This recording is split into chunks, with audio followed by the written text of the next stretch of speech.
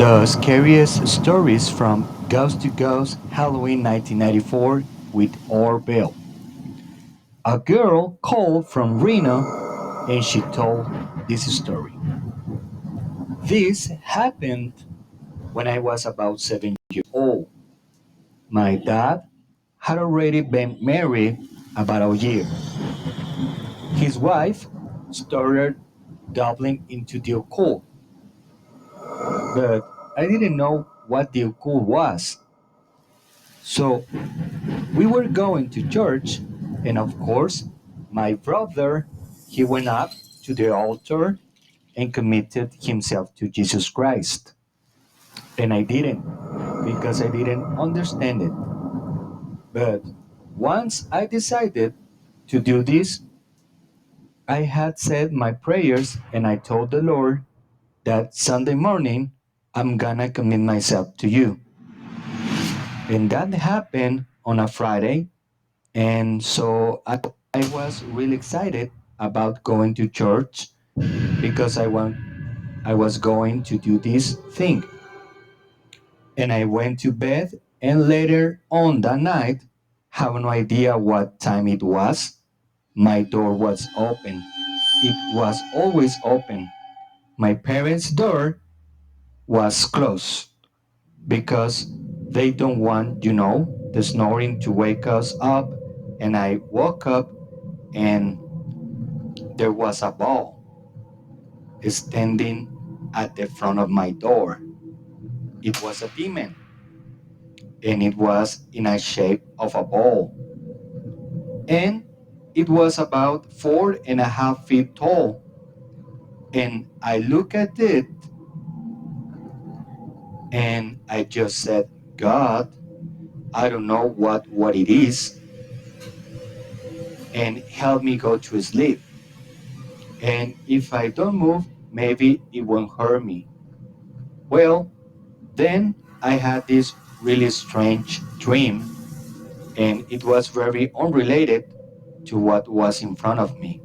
So I dreamed this certain dream, and when I woke up, that ball was still standing there, had horns and everything. And I thought, no, it's not going away. I was thinking this, and all of a sudden, it disappeared. And it had attacked me. I was struggling in bed. I was trying to scream, and the worst thing you can do is you're screaming and nothing comes out of you. I couldn't breathe. I felt like I was being smothered, and I was thinking, what am I to do? What am I to do? I'm gonna die. It's gonna kill me. And sure enough, I said, okay, God, you're gonna have to take it away because I can do anything. I'm gonna die and I don't wanna die. And so it let go, it dissipated, it never showed up again. When that thing let go and it ran out of the room and it left, I just screamed totally bloody murder. And my dad comes running in there, seeing what's going on. And I was telling them there was a monster in here and it was trying to kill me. And nobody really believed it, but it really actually happened. This story is from Pat in Scottsdale, Arizona. It was a Sunday night. I worked the graveyard shift and got done, getting ready for the work a little early since about a half hour to kill. I sat down, put on the headphones to listen to the stereo. As I relaxed, I got that eerie feeling that someone was watching me. Couldn't resist the feeling, so I turned around and I saw someone run down the hall. I knew my roommate was out for the night, but thought, well, maybe he'd come home and was playing a trick on me. Went down the hall, turned out the lights, called out to him, no response. Okay, My mind is playing tricks on me. So I sat down and put the headphones back on. I started getting that strange feeling again that someone was watching me. This time, I turned around quickly and again saw someone run back down the hall. At this point, I was getting scared.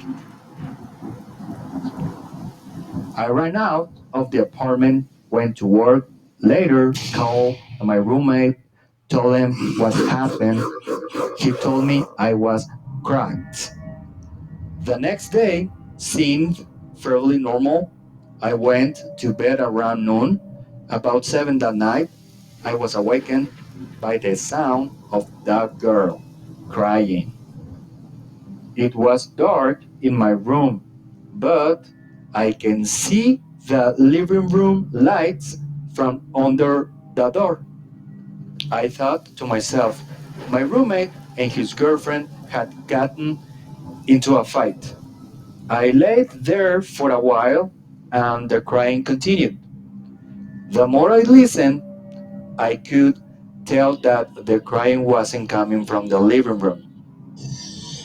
So I sat up in bed and there was a girl sitting on the chair in my bedroom.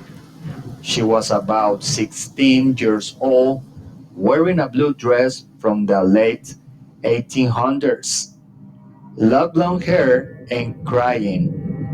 When I asked her who she was and what was wrong, she looked at me with a frightened look, stood up, and disappeared right into the wall. I came round out of the bedroom. My roommate was sitting quietly watching TV. I told him what had just happened. Of course, didn't see her or hear any of it. Didn't believe me. Never saw the girl again. To this day, I have no explanation.